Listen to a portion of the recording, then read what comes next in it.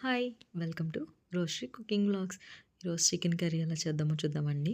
ఫస్ట్‌గా బాండీ పెట్టుకొని చికెన్ కర్రీకి సరిపడా ఆయిల్ వేసుకొని, ఆయిల్ హీట్ ఎక్కిన తర్వాత పసుపు అనేది వేయాలండి. చూడండి ఆయిల్ బాగా హీట్ ఎక్కింది. అందులో పసుపు అయితే వేసాము. వేసిన వెంటనే 2 బిగ్ సైజ్ మిర్చి ఉంటది కదండీ! 2 కట్ చేసుకొని అది వేసుకోవాలండి. మిర్చి వేస్తే చాలా టేస్ట్‌గా ఉంటది. 3 బిగ్ సైజ్ ఆనియన్స్ కట్ చేసి పక్కన పెట్టుకున్నానండి. అంటే మెంబర్స్‌ని బట్టి కట్ చేసుకుంటే సరిపోతది. సో, మీ ఇంట్లో ఎంతమంది అయితే మెంబర్స్ ఉన్నారో దాన్ని బట్టి కట్ చేసుకోండి. సో, ఆనియన్స్ అనేవి బాగా మగ్గాలి. తొందరగా మగ్గాలంటే చెప్పాను కదండీ! సాల్ట్ ఒక స్పూన్ సాల్ట్ అనేది వేసుకోండి. తొందరగా మగ్గిపోతాయి ఆయిల్‌లో. చూసారండి ఆల్రెడీ నేను చూపించిన విధంగా కలిపి పక్కన పెట్టుకోండి. ఎందుకన్ని సార్లు కలుపుతున్నానని మాత్రం అనుకోవద్దు. అంటే కలిపితే ఆయిల్ అంతా దానికి బాగా పట్టి బాగా మగ్గుతుందని చెప్పేసి అంతేనండి. చూసారా 50% ఆల్రెడీ కుక్ అయింది. మీకు చూపిస్తున్నాను కదండీ! అప్పుడు ఒక టమాటా కట్ చేసి ఆల్రెడీ పక్కన పెట్టుకున్నానండి. అది మీ ఆప్షనల్ అండి. మీకు ఇష్టం ఉంటే వేసుకోవచ్చు. ఇష్టం లేకపోతే స్కిప్ చేసేయచ్చు. అది మీ ఆప్షనల్. అంటే టమాటా వేస్తే గ్రేవీ అనేది బాగా వస్తదని చెప్పేసి వేశాను. టమాటా ఫ్లేవర్ కూడా చాలా బాగుంటది. జస్ట్ ఒకసారి ట్రై చేయండి. కానీ టమాటా అది బాగా మగ్గాలండి. ఒకవేళ మగ్గకుండా అది కానీ పీస్‌లా ఉంటే మాత్రం దాని టేస్ట్ అనేది మనకు అంతగా అనిపించదు. ఒకసారి బాగా వేసి ట్రై చేయండి. చూసారా అండి కలుపుతున్నానంటే ఆయిల్‌లో బాగా మగ్గుతదని చెప్పేసి కలిపాను. 90% కుక్ అయిన తర్వాత చికెన్ అనేది వేసుకోండి. చూసారా ఆయిల్ కొంచెం పైకొచ్చింది కాబట్టి చికెన్ అనేది ఆల్రెడీ వేసాను. చికెన్ ఆల్రెడీ సాల్ట్ అండ్ పసుపుతో ముందే వాష్ చేసి పక్కన పెట్టుకున్నానండి. సో, హ్యాండ్‌తో ఎందుకు వేస్తున్నానంటే గిన్నెలో ఏమైనా వాటర్ ఉండిపోయిందనుకోండి అది చికెన్‌లో పడతది కదా! సో, అలా పడకూడదని చెప్పేసి హ్యాండ్‌తోనే గట్టిగా పిండి వేస్తున్నాను.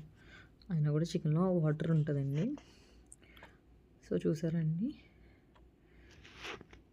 చికెన్ మొత్తం వేసేసి కలపాలండి దాన్ని.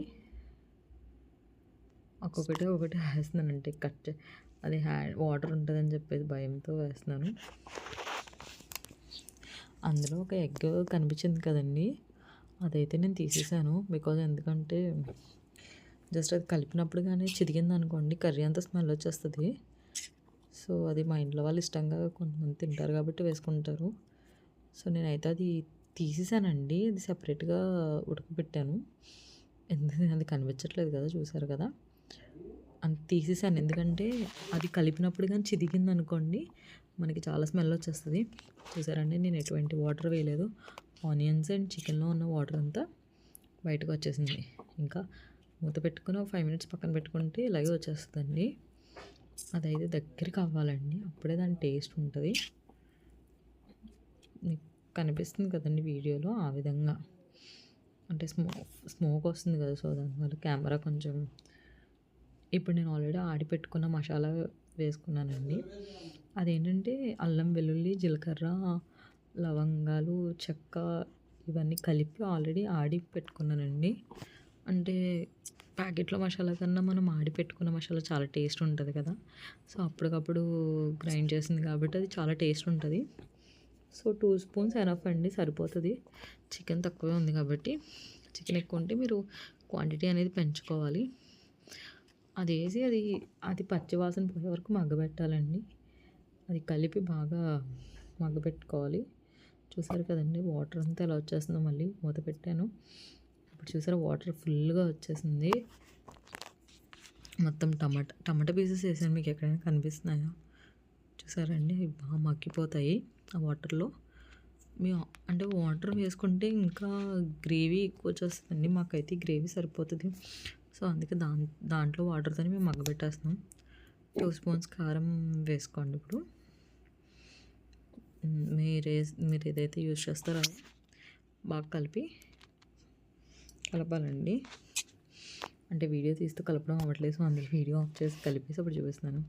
సో, సాల్ట్ అడ్జస్ట్ చేసుకోండి. నాకైతే సాల్ట్ సరిపోలేదు. సో, అందుకే మళ్ళీ అడ్జస్ట్ చేసుకున్నాను. మీకు సాల్ట్ సరిపోతే ఓకే. ఇంకైతే వాటర్ వేయనండి నేనైతే. మాకు సరిపోతది కాబట్టి అది అలా దగ్గరికి మగ్గనిచ్చేస్తాను మూత పెట్టి. చూసారా అంత టేస్టీగా చాలా బాగుంటుందండి కర్రీ. ఒకసారి ఇలా చేసి చూడండి. అండ్ మీకు పీసెస్ మగ్గట్లేదు అన్నది కూడా ఉండదు. డెఫినెట్‌గా పీసెస్ కూడా చాలా బాగా కుక్ అయితే చాలా మెత్తగా స్మూత్‌గా ఉంటదండి చికెన్ కూడా. ఎందుకంటే ఆల్రెడీ మసాలా వేసి మగ్గించాం కదా! దానివల్ల. లాస్ట్‌లో కరివేపాకు అనేది వేసుకొని గార్నిష్ చేసుకోండి. కొత్తిమీర ఉంటే కొత్తిమీర కూడా వేసుకోండి, చాలా బాగుంటది. కొత్తిమీర లేని వాళ్ళు కరివేపాకుతో కూడా గార్నిష్ చేసుకోవచ్చు. నాకు కరివేపాకు ఫ్లేవర్ ఇష్టం కాబట్టి నేను కరివేపాకు వేస్తాను.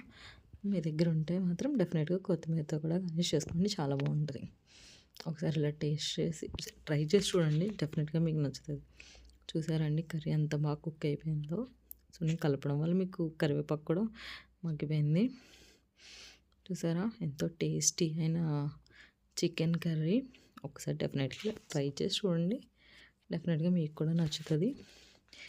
ఆ ఎగ్ ఏం చేశానంటే వేరే సెపరేట్ గిన్నెలో బాయిల్ చేసి పెట్టానండి నేనది. ఎందుకంటే ఇందులో వేస్తే మళ్ళీ చిదిగిపోతే కర్రీ అంతా స్మెల్ వచ్చేస్తదని చెప్పి. అది సెపరేట్‌గా వండుకుంటేనే బాగుంటదండి. కాకపోతే అదొకటే కదా! దానికి మళ్ళీ సెపరేట్ ఎందుకని చెప్పి తీసేసాను.